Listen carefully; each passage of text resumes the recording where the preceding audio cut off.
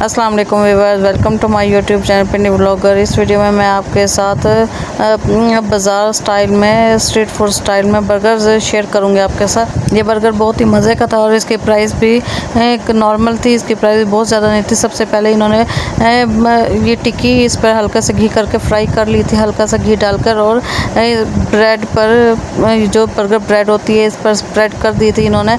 तो आप चाहें तो अंडा शामी भी लगवा सकते हो, सिंपल शामी की टिक्की भी लगवा सकते हैं। और ये देखें उसके ऊपर इन्होंने मायोनीज़ डाल दी थी। मायोनीज़ से बर्गर की लुक बहुत अच्छी हो जाती है। और उसके ऊपर सैलेड इन्होंने डाल दी थी। सैलेड में बंद गोभी और थोड़ी सी प्याज का इस्तेमाल किया गया था। ऊपर से इन्होंने थोड़ी सी दही, जो इनके पास रायता बना हुआ होता है, वो इन्होंने डाल दिया था। और ऊपर से ये केचप डाल रहे हैं। केचप इसमें इतना कुछ ज़्यादा नहीं था, लेकिन ये मज़े का बहुत था। इसके ऊपर इसे पैक करके बाकी अंडे से इसे कोट कर देंगे।